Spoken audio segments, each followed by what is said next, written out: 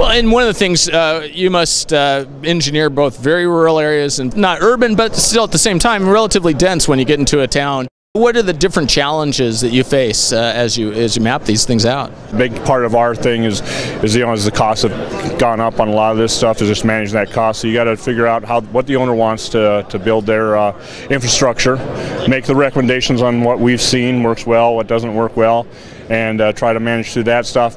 But the bigger part is to again, just the density of customers and the different materials that are used on that stuff, and then you've got certain right-of-way issues depending on in town and in rural. They vary a little bit different, but they still have the same type of things.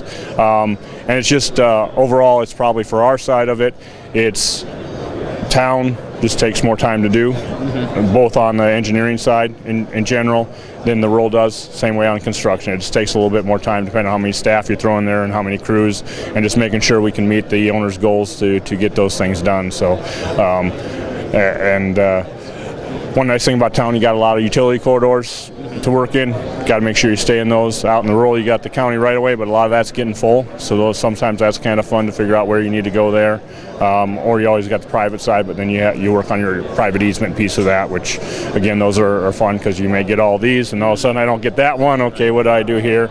And then we also, as you work with the RUS rural utility services side of it, you end up having environmental things that you end up working with on both sides of it, but you're impacted more on the rural stuff because of fish, little salamanders, birds, trees, flowers, all that stuff. Artifacts. It seems like one of the innovations that Google Fiber did really had nothing to do with technology, but is getting the cities to work with them.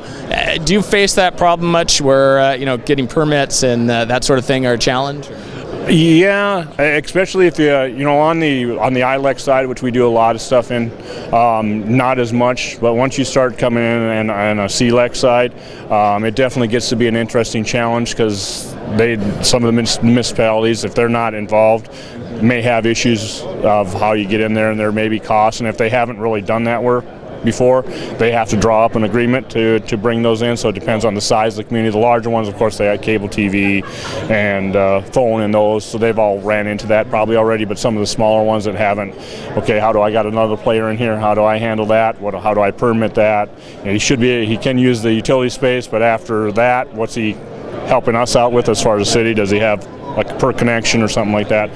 So those are things that you tend to run into when you go into those communities and don't have some kind of structure like Google had. But I think it's opened up their eyes to probably seeing, hey, we can bring these guys in, look what they can probably bring to our hometown and type of services and potentially growth if that's where they're looking at as far as community development. So one of the things today, Brent Christensen mentioned some legislation they're trying to push through regarding railroad rights of way and the fees they're charging here in Minnesota. And his point was that if you're using directional boring, what are you doing? You plant some grass seed and that's it, because there is no, it's like a non-invasive surgery.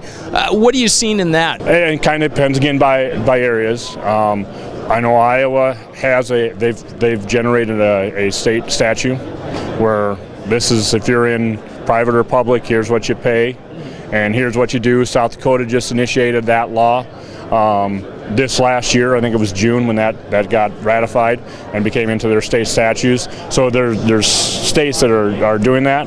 And of course, I think we were one of the first groups in the South Dakota going through that, and definitely an interesting thing because the railroads aren't necessarily aware of all of them, of what's going on. So when you send them to say, oh, here, by the way, here's what I'm doing, they send you a bill. They're not very happy saying, this is all I'm going to pay you. So it definitely has its challenges when it comes to that. But I see that you basically have a lot of the different areas that have different challenges with that. Railroads is probably the biggest one. Again, there's some municipalities, again, what do I have to do to get through here, and those type of things, but it's just a different area. I mean, we did some work out in the East Coast and West Coast, during the stimulus stuff and the environmental stuff gets to be huge and time consuming, and that's the biggest thing, is you're trying to get through this stuff. The rights of way can be a huge challenge, not just the cost. I think the other thing you run into with the railroad side and some of these other entities is just the time, and it's not a bad thing. It just takes time to get through their process and do all their paperwork, and that's just the way it is. So you gotta, if you're doing those and you have to do that, you definitely have to be aware of all those contingencies so you can understand and not overpromise and underdeliver to your client, and make sure that, hey, I'm going to get this done for you, but you have to understand all those agencies. So there's a lot of upfront planning that has to take place in this day and age, and it's getting more so as you move along with all the stuff in the ground. So, well, Brian, I appreciate your time. It just shows that the fundamentals of blocking and tackling are needed for broadband. So thank you. Appreciate it.